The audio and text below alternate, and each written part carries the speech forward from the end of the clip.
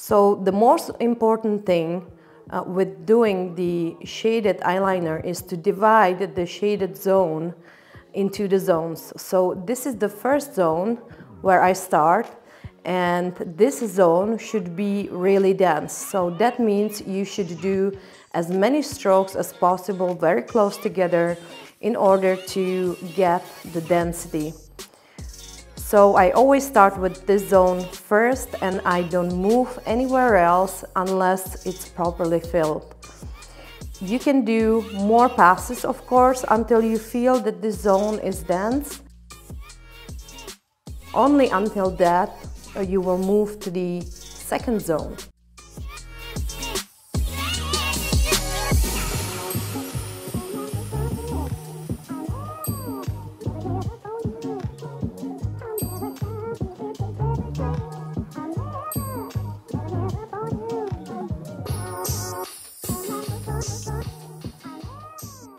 Now I started to fill the second zone.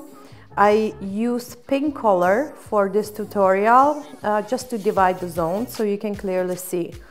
So this zone should be less dense than the first zone, and that means that you will do less passes and less strokes, and the density will be also a little bit less than on the zone in the first area. The trick is that you will do the strokes more apart from each other.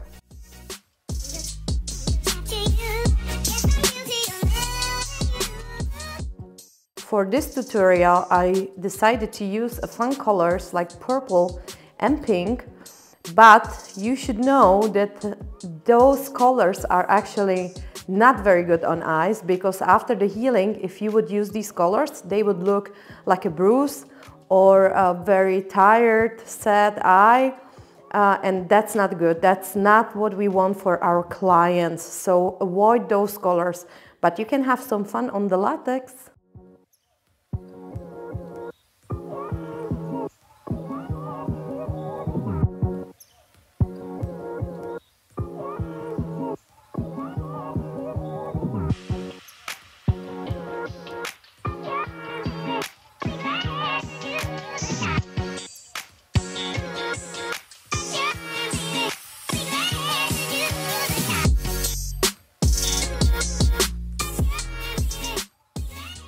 You can also do as many passes as needed until you will get the required density and gradient. Now I am working in a third area, and I choose a light pink color, and you can see in this area again it's less strokes, more apart from each other, and in that way you will get very nice gradient. Don't forget that the tail or the wing should be also faded at the end.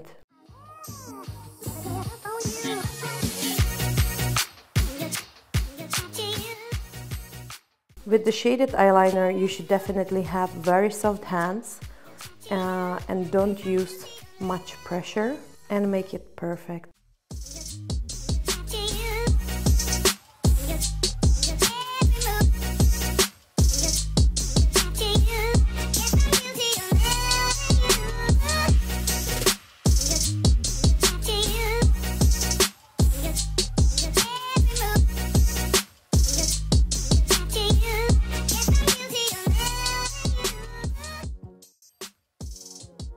So this is the final result, and if you like this tutorial, don't forget to subscribe and give me a like.